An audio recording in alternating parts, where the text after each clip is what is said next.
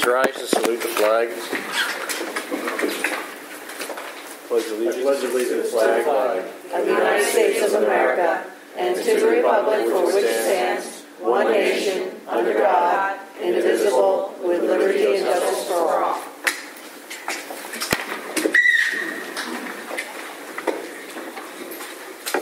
Before we do the roll call, I want to thank everybody for coming out in this weather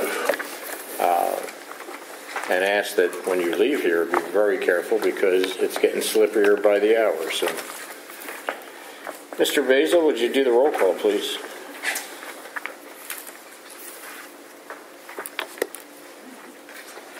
Mr. Basil, here. Mrs. Bites? Here.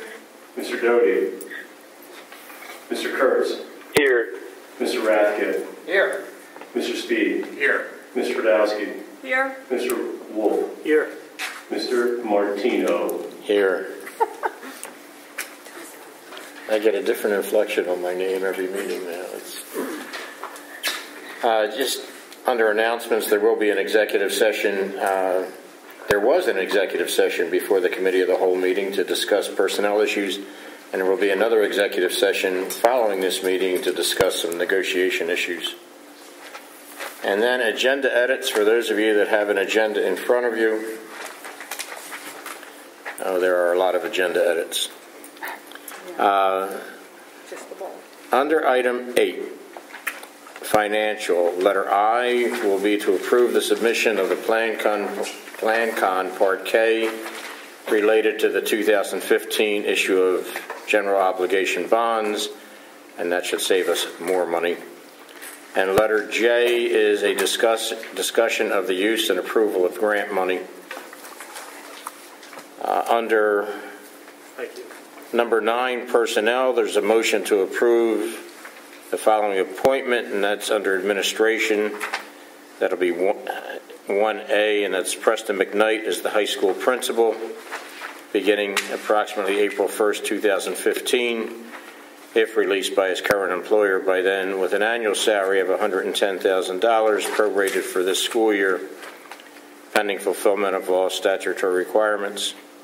In addition, Mr. McKnight will be compensated for up to 10 days at a per diem rate of $4.58 per day for each school day work prior to the commencement of his full-time employment. And that'll be on days that Mr. Hankel, the current principal, is not on duty. Before I go on to the other agenda edits, Mr. McKnight, would you want to stand up so people can get a first look at you? Good evening. Welcome. Thank you. Good luck.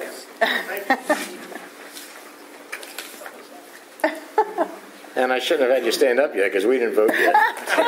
We're going to vote quick. Let's keep them in suspense. Yeah. We're voting today. Continuing on with the edits, items 13B and C, that's the draft of minutes and agendas. That's being tabled to a future meeting.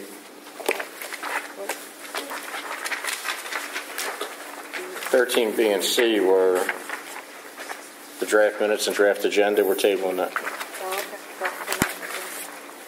And item 14C, the discussion of fundraising. Mr. Kurtz had raised the issue, but Mr. Kurtz would prefer to discuss that at a committee meeting prior to a full Committee of the Whole meeting, so that is also being eliminated from tonight's agenda.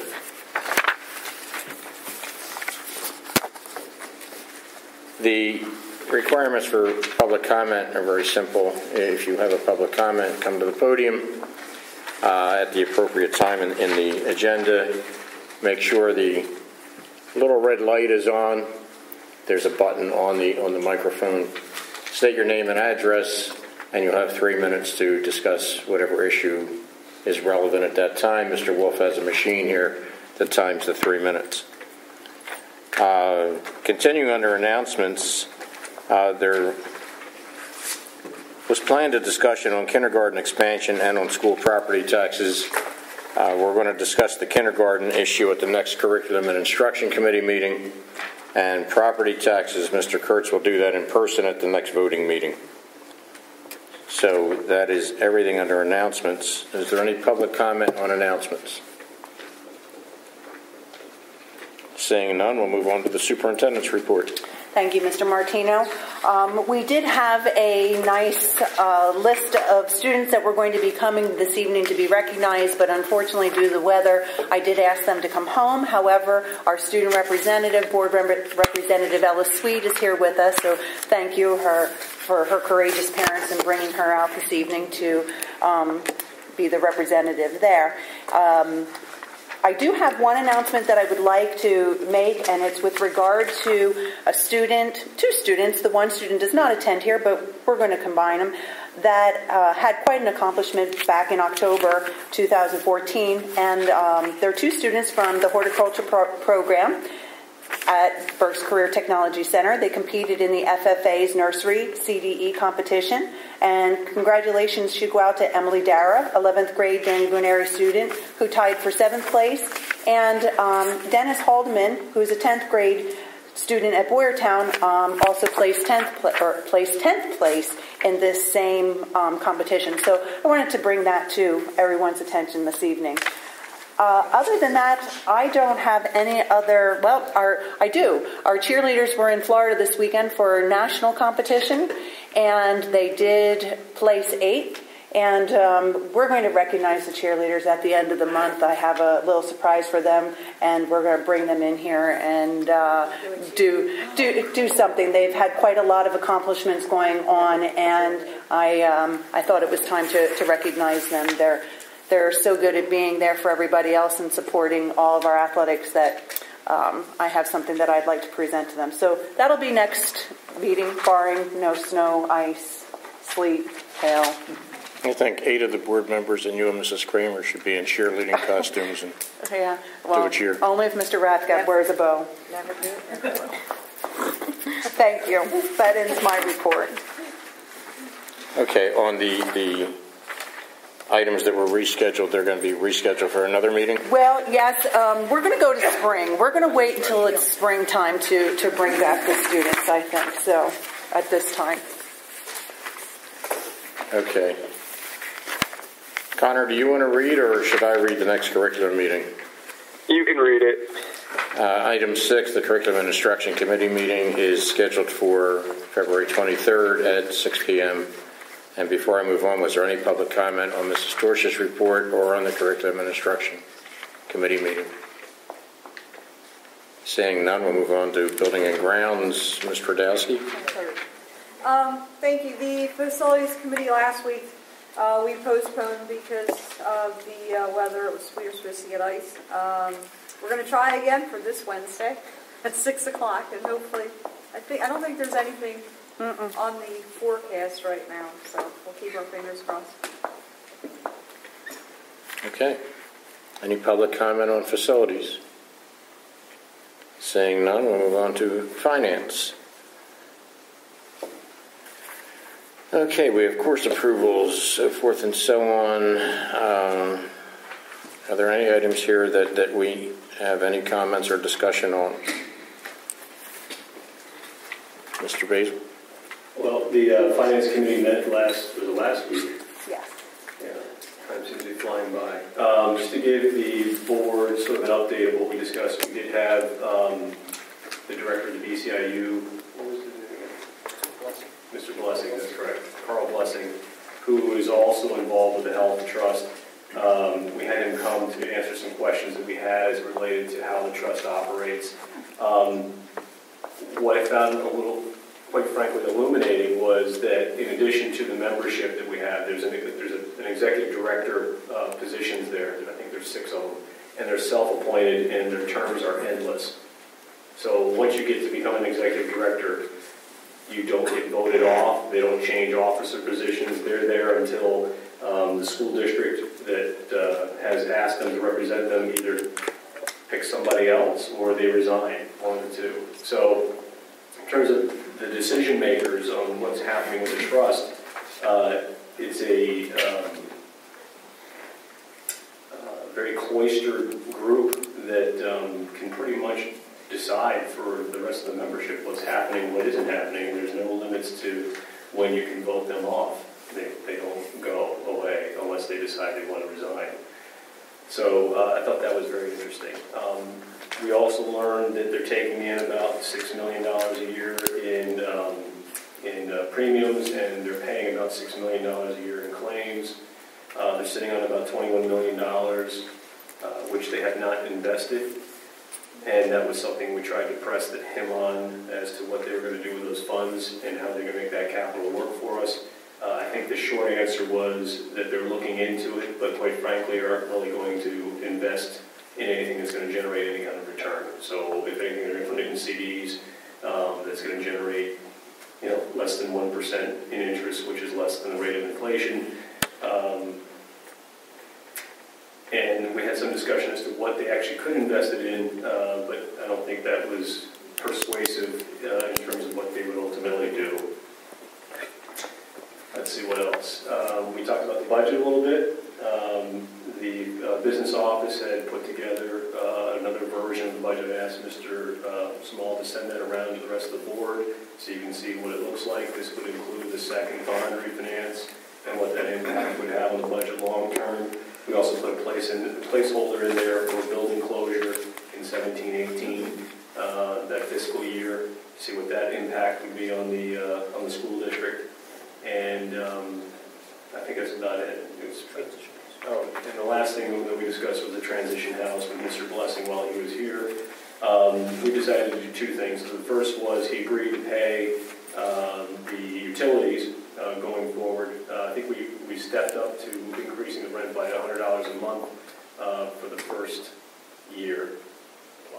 And then from March through June 30th of 16, and then they were going to pay the basic $1,000 a month plus utilities going forward, which are about $200 and something a month. And we did change the term of the lease to match our our school calendar year. So it goes from July to June every year or so that we don't have to worry about voting on these things in February or January, whatever the lease expiration date is currently. Anything else? That's it. Any questions? Only the next meeting is March 5th at 6:30. That's correct. And I have a question for our BCIU rep, because we have the BCIU budget to vote on at the next meeting. I'm just curious now. I saw they have an increase in their budget, but do you know, and if you know, do you know what they've done to hold down their budget?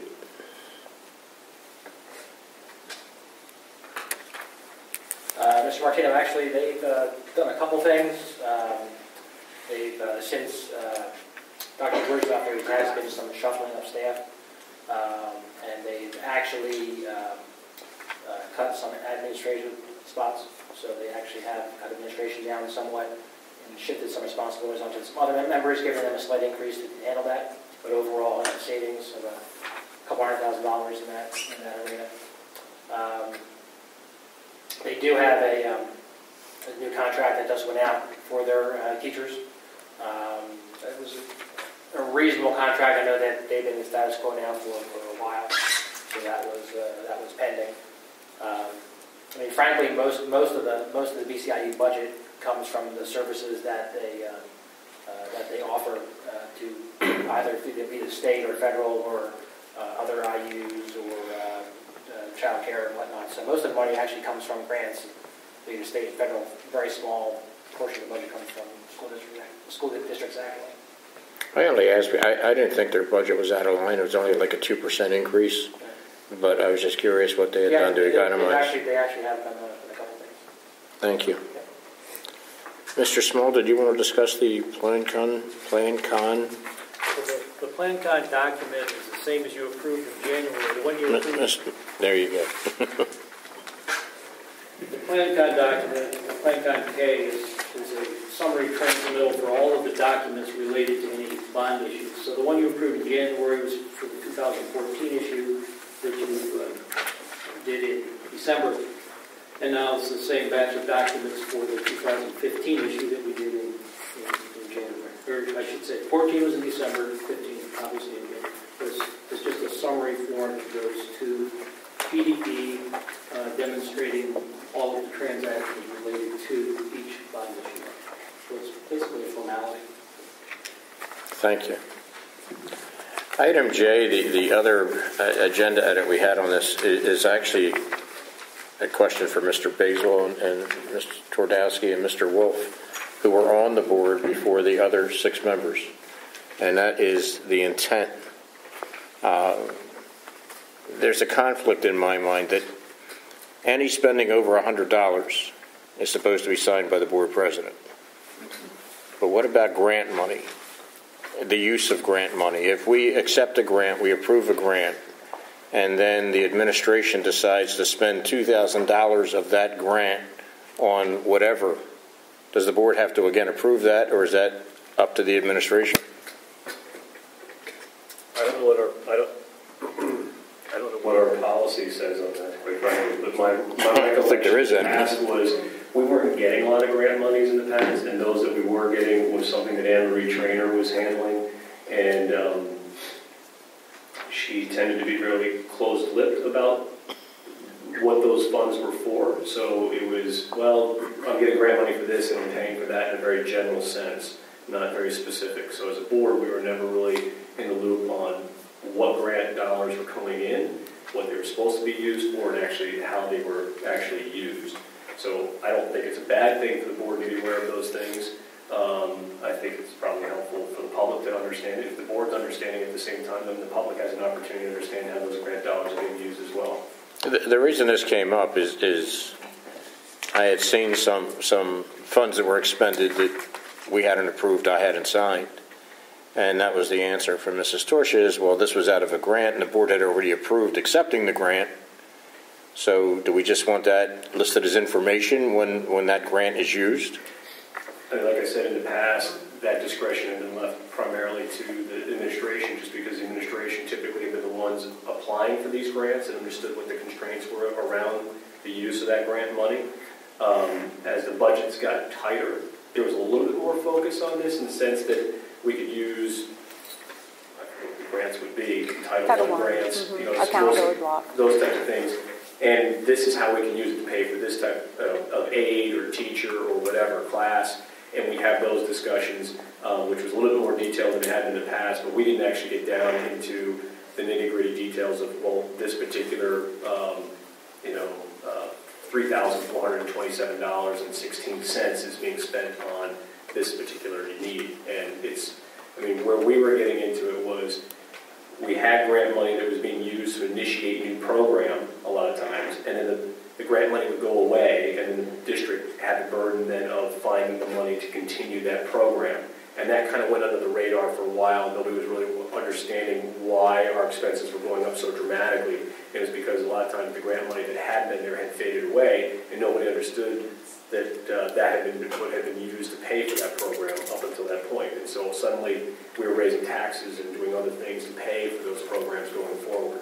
So we did institute a policy where we wanted to make sure we understood when the grant money came in and it was being used to pay for something, we understood what it was being paid for, and that was temporary in nature. When the grant went away, that program went away, unless the grant was renewable year after year. So unless I hear otherwise from the other board members, the consensus seems to be if Mrs. Torsia just lists how they use grant money under information, that's fine? Yes? What I can do. No. What I can do is I can share the budget page of the grant with the board, make that an attachment, and then you can see what is being paid from that area. I think that would be one of the easiest ways, and we can start from there. Yeah, I think my only concern would be the one that we ran into in the past, where if it was used to start a program of some kind, or to bring on additional employees, that the board is aware and the public is aware that, and the administration is aware that that grant, if it's not renewed the following year, there has to be a decision being made. Is that being added to the budget, or is that does that go away with the grant?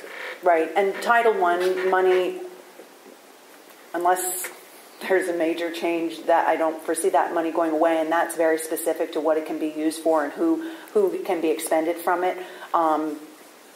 Right now we are offsetting salaries with the Title I funds because there seems to have been not a good use of that in the past, and this program can't go away more or less, so we figured that would be the best bang for our buck because that's the way that we're getting the interventions to the students in that kindergarten first grade level. So, and certainly Mr. Small was fully aware of who's there. And there's another grant, Title 2B, which is class size reduction, which is specific to a teacher's salary. So that helps to reduce what our costs are for that salary based upon the fact that we're bringing a teacher in to reduce class size. So when I had 7 first grades going into 6 second grades, I moved a teacher from first grade to second grade, and then we offset that salary with those funds because that's all they could be used for. Otherwise, we would have kept that. I'm wondering if we can, Mr. Small, is there a way to do this in the budget? So obviously we see Title I grant money come in, it's pick the number, a couple $100,000 a year, whatever it is. Is there a way that, from a budget perspective, instead of the teacher or the aide or whoever that's being funded from that grant money dropping into professional salaries where it just gets buried with everything else and you don't know that there's a correlation between the two, pulling that out as a subcategory like grant expenditures or something else? Sure, we can put you out a Title I report because those salaries, the salaries that Mrs. Torch is referring to, Mike has got coded for Title I and where they are. So we can simply print out, you can see exactly what that is tied to. I guess I'm wondering is when we're looking at the budget globally, and I'm looking at revenues. This is Title I, $700,000. Will be a grant expenditures $700,000. So we have a dollar for dollar. The easiest way would be to give you a printout of the Title I budget that's part of the general fund budget. Right. But would that show it being reduced? Because that's $700,000 as each payment is made out of that would come down to $650, $625. Will we be able to see what's left out of the original $700,000 or whatever the number was? You can report of that nature. Yeah, I'd like to see that because something else that Mr. Basil mentioned, if we have any new programs or additional employees based on a grant, I'd like to know how we're going to sustain that when the grant expires. And the employees that are in the grant right now have been employees. They're not new to the program. They have been part of Title I. They've been the Title I reading teachers. But we have never utilized some of those funds to really offset their role because Title I is set up that way that you're supposed to expend some of this money for salaries to make sure that you're providing the necessary interventions, the program in place. So that's how Title I is run. But certainly there's not been any change with staff with regard to our Title I program. We're just charging a little bit more back to Title I for their salary that hadn't been done in the past. Where is this money being used? Is this for the after-school programs that we're using for next year? The money in the past, the money was used for purchasing texts. It was utilized for professional development, staff development brought in for texts that were bought or any other initiative that would be specific to Title I. There are conferences that are very specific to the federal programs coordinator, the Title I person that they do attend, and that's really they weren't as much value to the district probably as using it for the salaries that it's being used for. I mean, they were genuine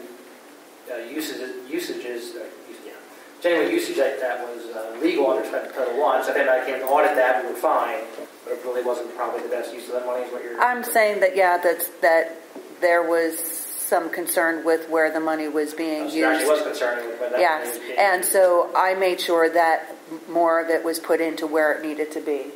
That was kosher with audits.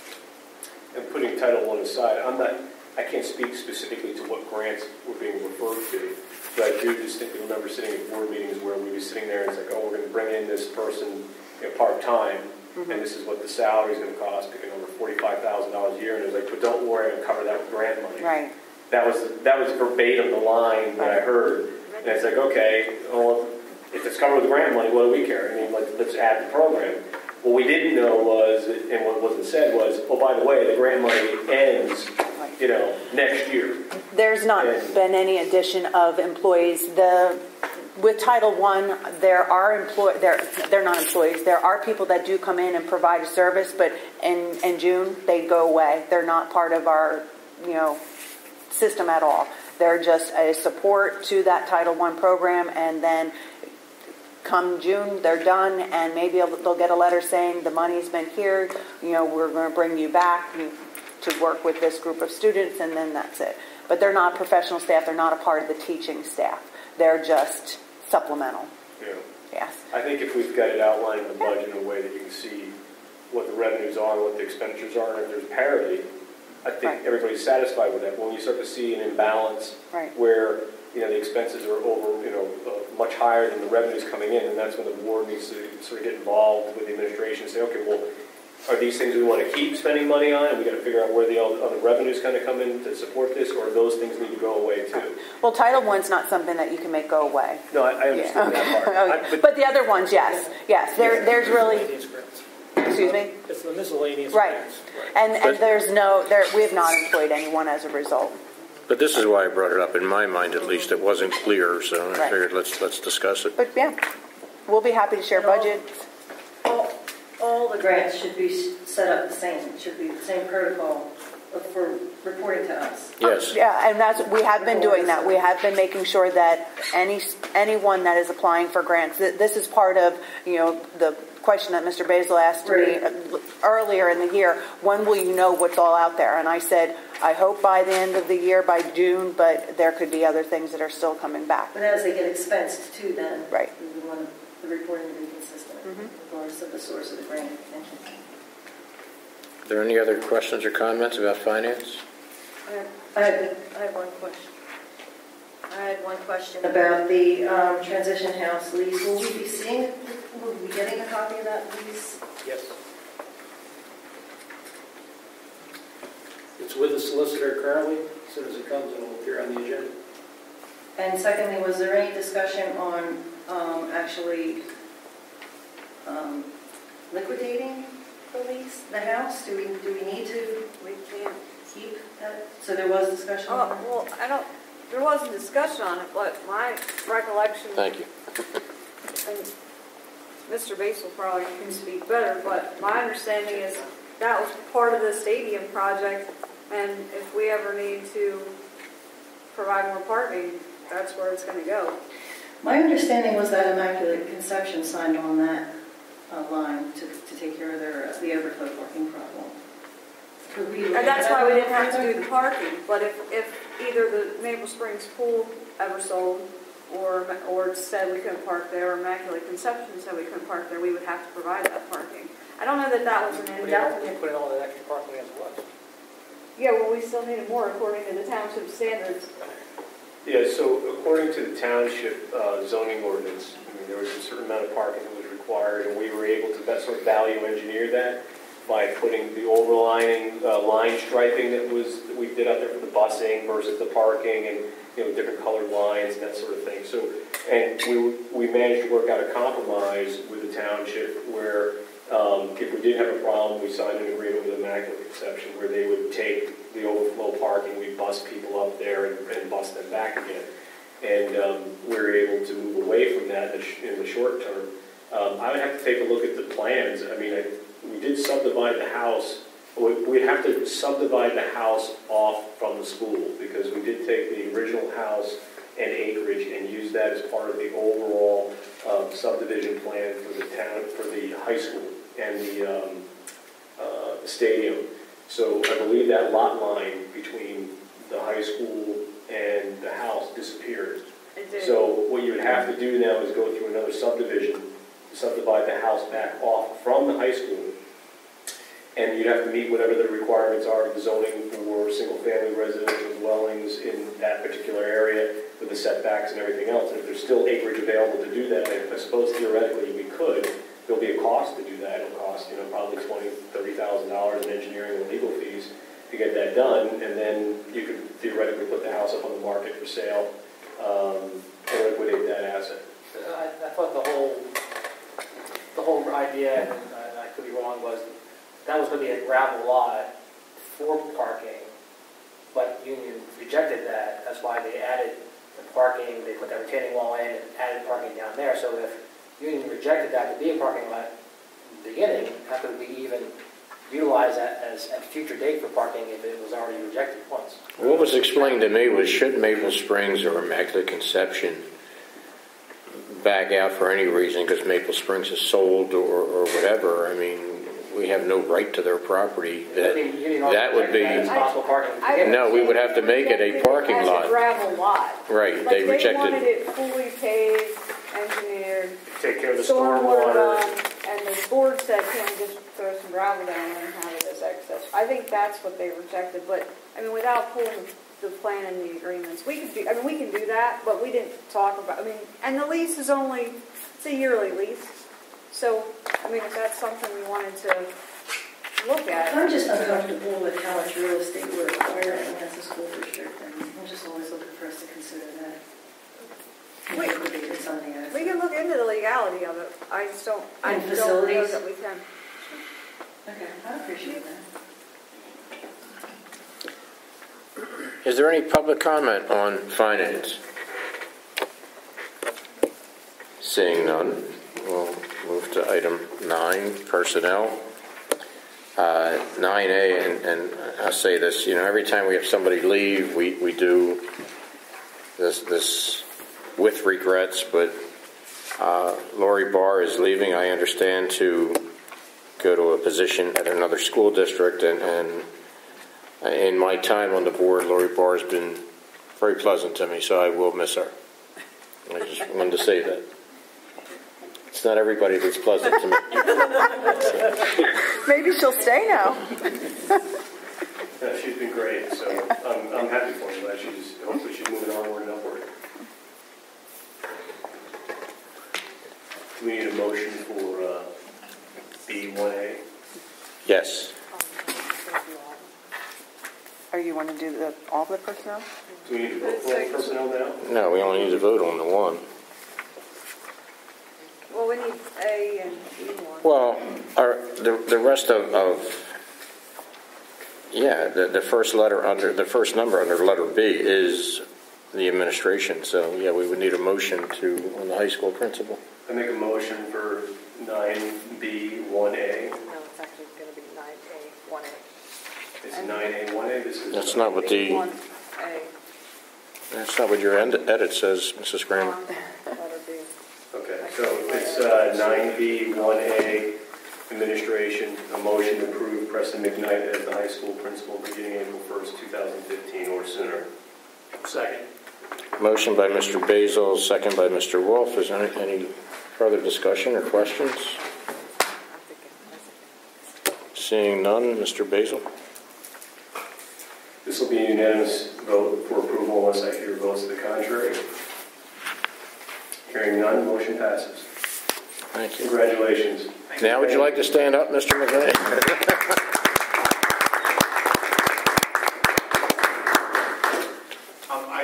I appreciate the opportunity. I look forward to come to my... Please. And make sure that little red light's on. It's your first test. Yes. You failed. You're gonna have to. There it is. Timed exam, start the clock. Depends up then. First of all, I'd like to thank the board and the committee, the committees that I met with, and Superintendent Torchett for the opportunity. I really am excited. I've lived in Berks County my entire life, and I've kind of been refugee to Phoenixville the last several years, and I've had a great experience there. I'm glad to be back. Very excited about Daniel Boone and what I see as a bright opportunity for the future and the growth of the high school. So thank you for the opportunity. I look forward to working with each of you. As you, I'm sure, know, my office will always be open. My phone will always be available. So call upon me whenever you need me. Thank you. Thank you. Thank you. Good job. All right, so the rest of item 9B has all been moved down. Is there any discussion on the rest of personnel agenda? Comments or questions? Is there any public comment on personnel? Any questions for the new high school principal? Seeing none, we'll move into item 10, programs. The monthly enrollment report we have, and that'll all be discussed. I was asked a question by a member of the public. So, on all trips, and this was discussed when we did the agenda too, apparently all field trips that are day trips are just provided to us for information. Overnight trips are on the agenda for approval. I don't know if all the board members were aware of that. Okay. I actually do have one question on the programs.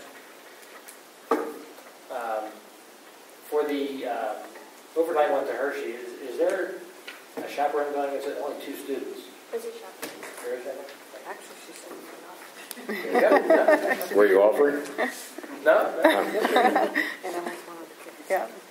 I have a question about programs. How many students are in the FBLA? About? There's 7 of us right now that pay the dues for the regional thing. There's more of us that attend the club and participate in school activities, but 7 of them competed at the regional conference, so we can start 7. So you meet after school, it's a club? Yeah. Is that integrated into curriculum in any way, any of the things that they do? Alice, I don't think, I mean, it may be in their business class perhaps, or for some of the students, there's some life skills class, but I would think no, that it would be specific to.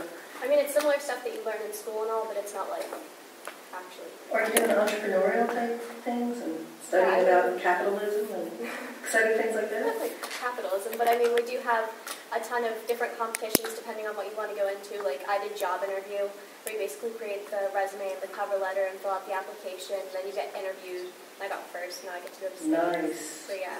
So I mean, you can really find something, even if you don't want to be like an entrepreneur, you can really find something to really relate to, even in high school, to figure out where you would fit in the business world. Could you think of ways for me to expand that so that other high school students might be interested in joining? Because it just seems like a great opportunity. It is. I mean, it's phenomenal. 7, there's only, 9 in the whole group, did you say? Yeah, basically. I mean, we had it my freshman year, but Mr. Mulan got moved to the middle school, so it fell apart. So my sophomore year, we brought it back, and now, I mean, 7 members isn't bad considering we technically had 0 last year. But great. I mean, we just need the promotion for kids to understand that it's not just like run around the high school in business suits. It's really like get into the business world, and even if you don't want to be an entrepreneur, really figure out what you can do with a career. Right. So, Mr. McKnight, here's something for you to think about, how to expand that. Absolutely. We'll be working on a lot of integrated practice. Excellent. Thank you. And we're open to your suggestions, Ella, if you want to bring anything to us for discussion. Thank you. Ella, you said of us. Are you going to Hershey? Yeah. And who's the chaperone? My mother. She's the advisor. Okay. Thank you. Thank you. Actually, I had a question on enrollment. I was looking at the overall enrollment and the number of special education students that we had listed there, and I'm just kind of curious, from a trending perspective, typically our special education students have been about 13-14% of our overall population. Now they're about 16.5%. Mm-hmm. Is that due to, what would you attribute that to? I could say because we went back to half-day kindergarten, which would be part of the reason, not having that full-day experience for the students, not having them in school, so they are coming back a little bit more delayed in first grade. So part of it is that. Much of what I'm seeing has to do with students that are moving into our school district that are coming here already with IEPs. The other part of special education is gifted, and we have been doing a good job of identifying our students, especially since we realigned Monocacy and Birdsboro, and making sure that we are getting students who are meeting that gifted level there as well. Other than that, I could just attribute it to the fact that there are just more and more developmental delays. Students aren't reading when they need to be reading. I could also attribute it to the potential of core instruction, and that students are just having a more difficult time, grasping that sense. So there's a couple different scenarios. I know that part of what Mrs. Mikowski was doing with the grant money that she applied for team teaching and bringing a regular education teacher and a special educator in the same classroom, we're hoping that that's going to help to diffuse some of it so that there can be interventions that can be put into place right away without identification and having that teaming approach. So we're fully aware. It's something that's been brought up during our monitoring, and we are addressing it at the building level. Okay. I mean, my question was along that line. I knew we were doing a better job in terms of our responsibility of identifying students and seeking the other, that was the other part of our responsibilities. But I guess my question was, in part of that, I thought when we developed these teams and we were tracking these students, that we were doing also a better job of getting them up to speed and off of the IEPs. And that's very difficult. Once you have an individual education plan, I don't want to say that you can't grow out of an individual education plan. It's not a trend that you see happening. In my experience as a special ed supervisor prior to coming here to Daniel Boone, if I got one out of 100 students, that was a celebration.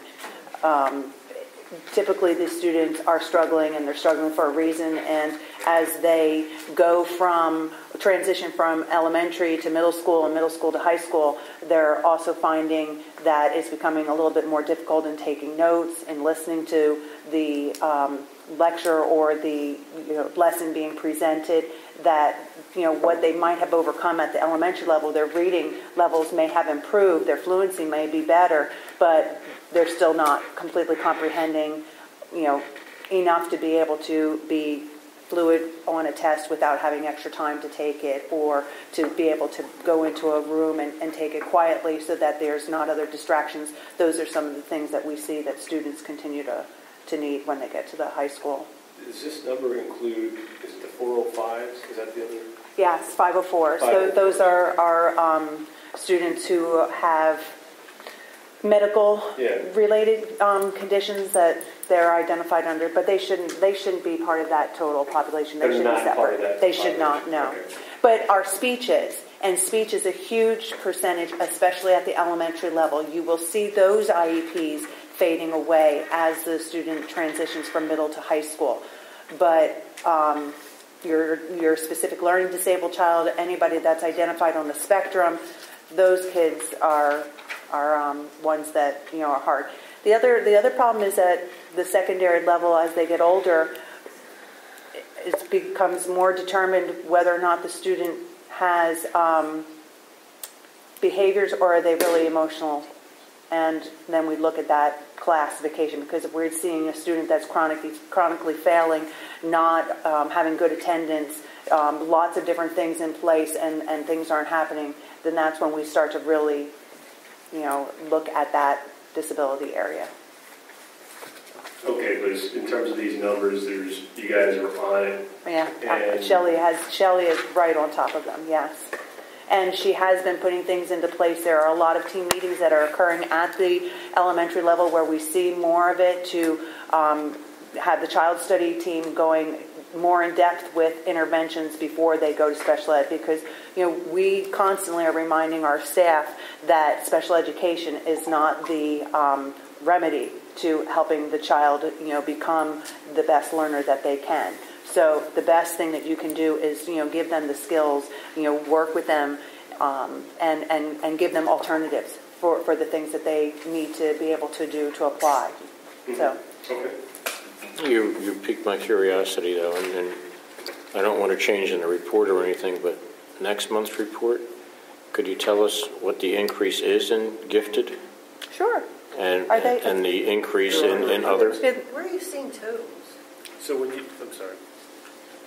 When you look at, I think it's page 50. Total by school? Yes, if you look at that column. Right, the second part of the dash is the special ed one. Special ed. But it's not total anywhere. It actually is total at the bottom. totaled at the bottom. Yeah, but just what the increase has been for the year, and because that's not on there, am I correct? Not for the year. Right. Andrew said it was 16%. I was just wondering, you did all the math already? Yeah, I have a spreadsheet. Okay. But I know that he's right on the ballpark because And that's a number you've watched? I watch it every month. 13%? The state average is around 14%. yes, and we are slightly above it. We were slightly below it for a while. Now we're about 15.5% or 16% now. So I'll share with you the spreadsheet so you can see it. But it kind of it's correlating with our new administration? And you're saying just over the last year, it reflects a change in I guess my question was, strategy? in terms of why, I want to know why the number was going up when our population was going down overall, right? If the state average is 14%, then logically our average would be 14% of what our overall student population was, but instead it's increased.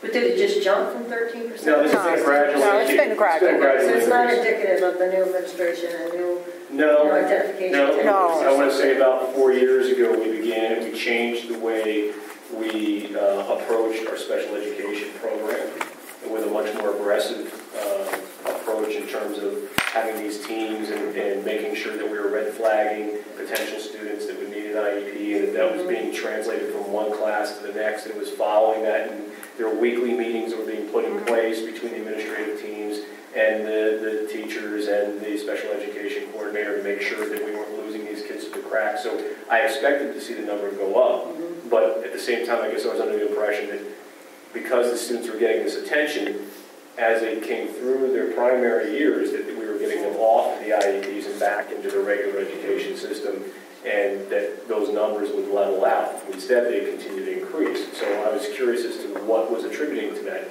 Is there an influx of students that we weren't aware of, or is it the same students, but we're doing a better job of identifying them? I didn't know what it was. But if your total enrollment has declined and your special ed students stayed the same, your percentage would go up. If the number did, that's the percentage would go up, but the number's going up as well. So to give you an example, we had like 545 students 4 years ago. We have 580 now. 4 years ago, we had 3,700 students. Now we have 3,500. So not only is the number going up, but as a percentage of the overall population, it's going up as well. Comments or questions on programs? Public comment or question on programs? Quiet public. Seeing none, we'll move on to policy. Mr. Wolf, did you want to discuss policy? Well, real quick, as you can see, we're moving the policy for the organization for the board. We took out the committees that are no longer active and adding policy as an active committee. Moving this booster support organizations. Finally, hopefully we can bury that thing. Nepotism was a new one that we brought forward for the second reading. You'll see shortly we have just this evening we are moving forward with 3 different ones. One will move right to the first reading after Mr. Subers looks at it. That deals directly with employees, which would be the coaches, conflict of interest. That was one that we wanted to get done. I thought it was easy. Professional employees, conflict of interest needs to be scrubbed by Mr. Subers. And we're also moving administrative employees' conflict of interest forward for Mr. Subers to look at. I just had a couple comments, so I am going to throw a monkey wrench into the works, and maybe just clarification. So, under organization, and it's probably been this way forever, under Section 5, maybe Section 2, it talks about how the past president will preside over the meeting. I'm just curious if we have a turnover of the board and we don't have a past president or a past vice president or a past treasurer. They've all been stepped off the board in November, and we're sitting with new board members in December. Who presides over the meeting? Senior board member. I mean, like, it's not. We never had the problem since I've been here, but it's just something that caught my eye. Yeah. Probably, I'm sure there's something in that large book that Brian carries Robert's with Rules of Order or him something. that something in the school. Well, no, it's something we need to think about before November. I just throw it out there on the table. It's never been a problem in the past. But, I mean, you're only presiding over the meeting for the first 2 minutes before a temporary president is selected. So it's not that big a deal. But I just throw it out there. The other question I had was on the booster policy. Under paragraph 4 guidelines, or under number 4 guidelines, paragraph 1, where it talks about the budget. I guess my question was, the budget's going to outline what they plan on spending for each sport and activity for the year, or is it just a lump sum total? Well, each booster organization is responsible for their own fundraising, their own budget, and they have to present that budget to them, and they can't spend $1 over that budget without notification. Right, I understand that part. So I guess my question was, if they fundraise, because we had this issue of Title IX, right? So this is where I'm kind of going with this. If their budget, let's just use the sports boosters because that's the easiest one for me to identify with, and they say we're going to spend $50,000 on sports. Are they going to break that down within their budget for the board to review or the business office to review? It's X number of dollars for each sport, because that's where the Title IX issue comes into play. So that when they do have an additional spend later on, that we're aware that it's, and what it's going to, we understand that there's going to be an imbalance there and we need to do something They have about to it. tell us what they're spending on, what programs they're spending it on, and what that dollar value is going to be. It's part of the preliminary budget that's submitted in the beginning of the year. It's not really, as I understand, it's pretty much their final budget. It's due in the beginning of August, and they owe that to Mr. Small. Yeah, it's due in the beginning of August, right? Mm-hmm. Okay. That brings up a good point. Can I suggest that the business office create like a budget template for us to, for across the board for who to use? And then I guess the other question I had was it talked about the $1,000 additional spend. Is that a one-time spend or is it an aggregate? So it's aggregate. So if they say, look, we're going to spend and make an additional $1,001, it's got to come to the board. Yes. Okay. Well, actually, it's got to be run through the business office first. Right. Okay. And then the last part of that was we were talking about the general liability insurance piece, which I think was what held us up before. Where Brian wanted to make sure we reviewed that. I didn't see anywhere in there where it listed the amounts of coverage that was required, and or whether they're going to list the district as additional insurers. It just said that they're going to get general liability insurance. When they submit their insurance certificate, the district is additional insurance. We want to make sure that that's what we're doing, yes, but it's not what we had been doing in the past. So that's on your checklist that they have to submit for approval. So if they don't have it, or it's not acceptable, however they have it underwritten, it's not acceptable. Any certificate that comes, any certificate that comes to the office, if it doesn't have Daniel Boone down on the form as you named insured, we don't accept it. And are you guys discussing what limits are required? I mean, because obviously if somebody's, I don't know, driving, we had that issue with the trailer, right, with the music boosters where it wasn't up to code and somebody's driving the trailer and, God forbid there had been an accident and somebody got injured. We want to make sure that the proper limits are in place, not only on our own policies, but obviously on these booster policies as well. The guidelines we use are equal to the district. Well, in that case, though, that was a district trailer being pulled by a district vehicle with a district employee. Yeah, I'm just throwing that out there as an example. I know. But if it was, if they had an event at the high school and somebody got injured, they hurt themselves in the course of doing like a competition or a cheerleading competition, somebody got hurt, or a member of the public got hurt, yeah, they would have to. I'm sure that's. I think is it the music boosters? Music boosters have their own. Sports boosters. No, I got that. But did the music boosters? Did you have a truck, right? Big truck, covered Box truck. Box truck, right. So I saw that driving on the road the other day, that triggered this. So if they're driving the box truck down the road, that's owned by the Music Boosters, right? It's not, that's owned by the district. It was bought by the boosters, donated to the district. But the boosters are driving the truck? Correct. Sometimes. So Sometimes, yeah, we haven't wiped out any mailboxes with it, but. Sometimes our IT department's driving it, sometimes depending on. I didn't want to go down a rabbit hole over here, but I guess the question I had was, if we had limits, who's identifying what the limits are and communicating those to the boosters organization? That is titled to the district, insured by the district. Well, but no, we're requiring that the booster organizations and the PTC and all that kind of stuff get general liability insurance. And typically in my line of work, as the general contractor or the employer, we specify to the subs how much those limits need to be in order to do.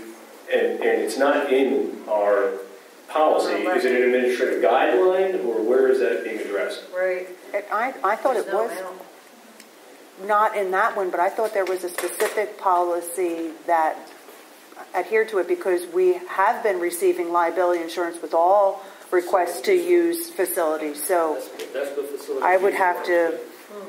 That paragraph 11. I can't quote the liability required, the coverage required. Or maybe that still By wouldn't have. business I mean, department. in the example that you provided, as far as like using the box truck, that really has no bearing on the boosters at all, because when they're driving it, it's for a booster it's for a district sponsored event, just as if the sports teams are taking the vans and transporting a team to an event. It wouldn't be any different. It wouldn't fall under the boosters. But isn't the point still the same? Providing liability insurance coverage for the officers while performance of a booster/support organization activity. Shouldn't it say an amount? Or as determined As determined our by business office? The booster, whoever's driving the van or the truck, are they also cleared and approved as a volunteer? Yes. So I would think they would probably You're fall employee. under. You're an employee. Our of the district insurance. at that point. Do they not fall under our insurance? I would think they would. When you're driving the truck and you're a volunteer, as a volunteer, you're an employee of the district. That's how it was explained to me.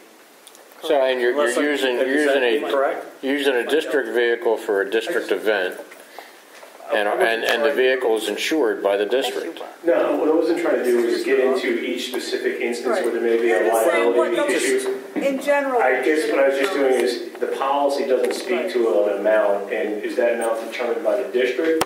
Do we have a set amount, a minimum amount that we're going to require, or whatever? And should that be in the policy or an administrative guideline that can be changed without a board vote? Let me follow up with that. I would think you could do, for the process of moving this along, I don't see why we can't have an administrative guideline that applies to that can be adjusted every year without the board voting on it. It's something administration or the business office takes care of. I just wanted to bring it up. Well, thank you, Mr. Basil.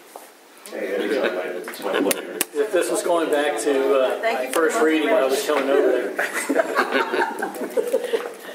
Mr. Wolf, do you have any more? And no, that's it. So that'll, once we get these other conflict of interest policies, we'll have a conflict of interest policy for each of the subgroups that are in the district, and we'll move on to other business. And I want to thank you for shortening your meeting tonight so we could have the other executive session. And your next policy meeting is March 5th at 6 o'clock? Correct. Thank you. And Mr. McKnight, you've heard the name Mr. Supers said repeatedly. He is our solicitor, in case you were wondering. Is there any public comment on policy? I believe there is.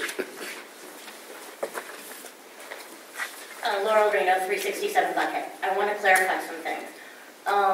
Sports boosters, the budgets that you were asking about. If there are 20 sports, you are getting 20 budgets. Sports boosters does not fund individual sports or individual teams. They support overall activities. If you're talking equipment, you're going to get a budget that's going to show you how much football's spending on equipment, how much they're spending on food for postseason, uniforms, where they're fundraising from. You're going to get one for track and field. You're going to get one for softball. Every sport will have their own budget. So you may get 27 budgets. I'm not exactly sure. The other thing I can tell you is I was part of PTC when we had to go get the insurance, and we were given an amount that we had to be liable for when we got our certificate. Yeah, I remember that, and I don't remember what it was because I'll we're talking figure it out. 5 years ago, if not more. So, Ms. Reno, let me ask you though. You said you started out by saying you're clarifying for us. Does your clarification coincide with the policy? Because the policy overrides any other clarification. well, I'm just clarifying that you're not getting one budget. The question seemed to be, are we just going to get a budget that says equipment $500 and not know? It would show for which sport it was. Yes, because you're going to get a budget for every single team. Okay. Yeah. Thank you. We knew that, well, Yeah. we knew that going in. Yeah, there's going to be a lot of them, and I'm probably I writing mean, a it's lot. the only way we can have the business office attribute to all the spending and Exactly. make sure that there's equal Title IX funding of these. I just wanted it, you will have all the information that we have. Thank you. Other public comment? Seeing none, we'll move on. There is no transportation report. However, under old business, item 13A, there is some transportation items. Your time's almost up, Mr. Martino. Did you drive all the route? Mr. Small did. Let me jump in. This approval of bus drivers and transportation routes has been hanging out on new business to old business for too long. So I have been reviewing various routes. It's a work in progress, but last Thursday I said, time out, we've got to get something approved. So I acquired the printout of the routes as of last Thursday, the drivers as of last Thursday, and put them on the agenda for approval. Now, moving forward, we're going into routes in depth and analyzing them. But something had to be approved, so that's why it's on the agenda now. So when we actually vote on approving these, we'll be able to understand what we're approving? I'm actually preparing a summary spreadsheet of all 58 pages here so you can see route number and approximate location with number of students. Thank and you. mileage. So you can easily scan down through and say, bus, whatever, is in this neighborhood, this many loaded miles, this many unloaded miles, and picks up this many students. I asked that, Mr. Small knows. I was in his office one day about a week ago, and the first route we looked at had only 36 students assigned, and I'm thinking, wait a minute, these are 72 passenger buses. So there's a lot to be looked at. Any questions from Mr. Small on buses? Do we have a policy or something that tells them, what an acceptable amount of time on the bus would be? Our loose policy's been 1 hour, less than an hour. So when that, if you're working this in some type of spreadsheet, is that what, something conditional formatting where you could see, red over what we want, yellow, green within that time frame? I know we had someone had wrote to the board expressing concern about their individual route. I don't know if we could go back and look and see specifically if that person's. Yeah, I think they were in Woods Edge, and that was a family that was going to a private school. And Yes. I did in-depth investigation into that. Yeah, they had to get dropped off at some other place and then get picked up from there and go to the next place. And the kids were getting up at like 5 in the morning to catch the bus. It was like a real. And there were also some. I feel to that extent, but I did the same thing when I was a kid. My parents wanted to send me to private. We went to a private school, and I lived in O&J district, which was humongous, and they picked everybody up. They took them all to the high school, and then when 15 buses got there, you got on your bus to go to school. It was like an hour and 20, an hour and a half. O&J still does that. And when you're 5, that's a really long bus ride. O&J still has a transfer point, just like you're saying. Yeah, I kind of agree. I'm not sure that the same commitment should be made for the private school busing that we do for the. And some of the complaints for the long bus rides were because of the bridges too, and now that they're open, that hopefully has shortened some of the routes. Mr. Basil, you had items D and E. Actually, I just also I'm going to a little sub note on transportation. I noticed that, and maybe I missed it somewhere, but Last year, I think we did an addendum to the transportation contract where we were talking about the coordinator and what we're paying for the coordinator, and that was a 3-year adjustment to the contract as related to the coordinator. But I think our contract still ends at the end of 14-15. No? 16-17? Are you sure about that? I'll double check tomorrow. Okay. I just want to make sure that if we need to be negotiating something, well, we had an addendum, but I thought it only applied to the coordinator. Well, the daily rates go up 16, 17. Okay. I'll verify. Thank you. I was just looking for an update on the board committee online calendar. And I can provide that for you on behalf of Mr. Matz. He said the board calendar, tested and confirmed. We can add this functionality to our new website via Google Calendar. All board members will be able to access. This can be done per committee or one calendar for all board events. We have flexibility. His date of completion is early spring. I think I mentioned that to you last time because he's in the process of updating our website. And don't ask me any questions because I'm not going to have any other answers other than what you wrote here for me. Well, here's the question for him, just so I understand. Okay. Is this going to be one huge district calendar, or will we be able to isolate board activities? It's going to be specific to the board. He said it could be broken down per committee or one overall board calendar. Okay. Because I would hate to see a calendar that included all the athletic. No. And I don't think we need to have something that's broken down by committee. We're not going to have that many meetings. But I guess what I was hoping for is, and maybe it needs to be put up on Google Drive or something else, is that when you have a committee meeting in March for finance, that we know that every year in March in finance we need to be looking at certain items that need to be addressed. And once we get that calendar set up, that'll be part of what Mrs. Kramer has in her archives of her tickler file. So we'll make sure that whatever she has, she knows needs to be on an agenda, each month, that we'll start there, and then go from there. There are different things, like the secretary's term is different. The treasurer's term is different. All those type things.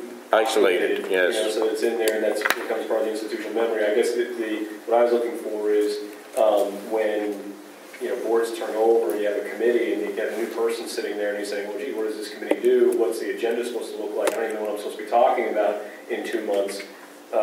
That's already populated for them, so that they understand, oh yeah, I got to take care of that every September. I got to take care of that in December, and so on and so forth. My understanding is that when he's getting ready to set this up, he's going to be reaching out to the board for some input with regard to those types of things that need to be there. Electronic forms, Mr. Matz has said a group of us met this week to begin tackling the workflows process for the forms, as well as reviewing the information they're gathering on each form. Once these things are finalized, he'll be able to evaluate the best product to accomplish the setup and begin creating the system. So the wheels are turning. Did you give the list of He did not. Facilities is first. No. It was the other day. What's first? I mean, he's working on facilities, but we've already started in motion with other forms. A couple internal, but facilities is on the list, but it's not first because that's more in detail with the same. Stand to be corrected. You told me it was first. For external forms, maybe. Well, that's exactly right. There's a couple easier ones that you can put out quick. Other comments or questions? Public comment on old business? Actually, I have one comment on Okay. I don't have any more answers. old business, and I actually probably should have brought up on the policy. One of the things we had asked, I think a little while ago, is when we approved HASBA redoing all the policies, we asked for some kind of timeline from them, and we didn't have an answer from them yet. Do we have to get a timeline as to when they're going to complete this? They have not been able to commit to when this will be completed because they haven't been able to commit as to exactly when it will start. Have we paid them already?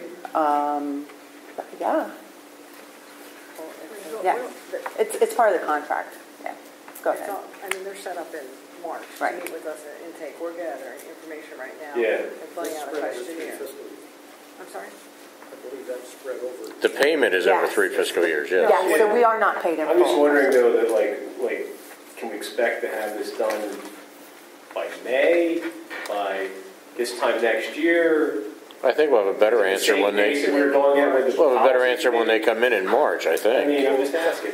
I I think also. we took a crack. I just started. Yeah, I'm just saying, I was on the policy committee for 3 years when we were going through all these policies. So, I mean, I think we covered a lot of ground, but obviously. And That's why we moved to Mr. Wolf. Yeah, and asking the question to them, Slow it down a little bit. I understand. they could not give me an answer as far as when it would be done until they started with me, so, or with us. All right. But that did trigger something in my mind, Mrs. Bites. Did you talk to them about, to PASBA, about discussing fair funding with us? Yes, I did. HASBA is done scheduling their listening tours.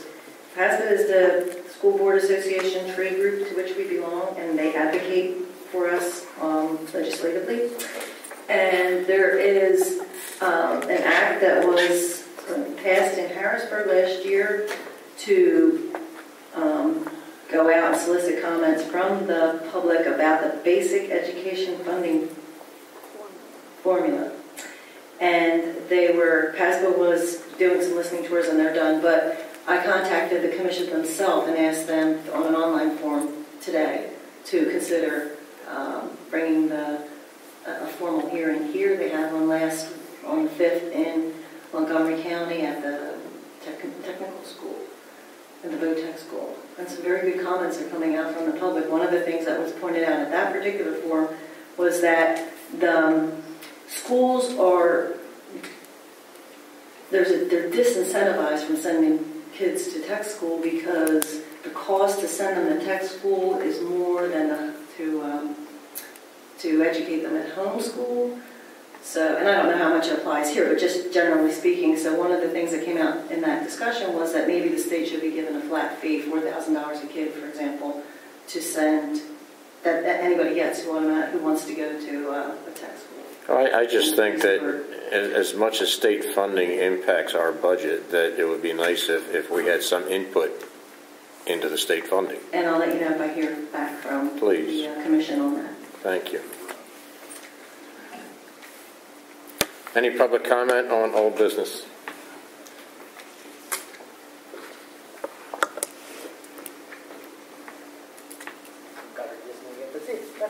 That's Disneyland, yeah, that's not, this is an old sweatshirt.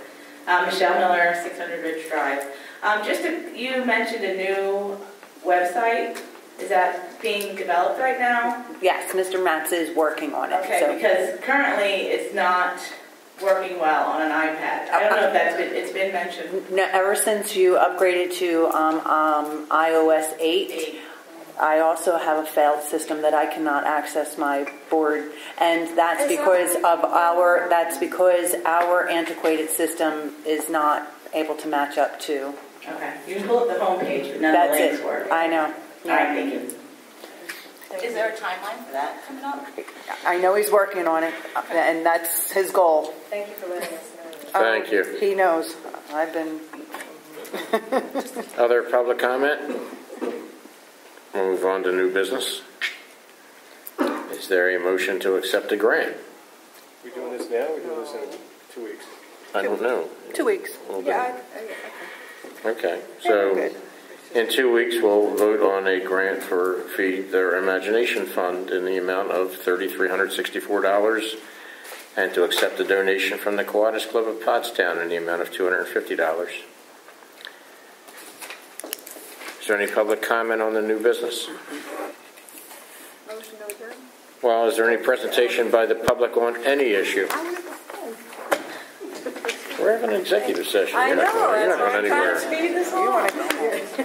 You're not arguing. Let's go back and talk about the booster policy. Saying, wait. No, come on. Just push the button so the little red light comes on. You just have to say your name down. Zoe Sweet, 1856 Boat Sweet Love. I am the 6th grade representative for Student Council, and I'm wondering if we could have a website for Student Council because they have no website and we don't know what's going on for those who are not a Student Council representative. I will take your request to Mr. Matz and see what he can do, okay? Thank you. Thank you for the suggestion. Is there a motion to adjourn, Ms. Twardowski? Second. Because she said she's in 6th grade at the middle school. Thank you for coming. Be safe going home.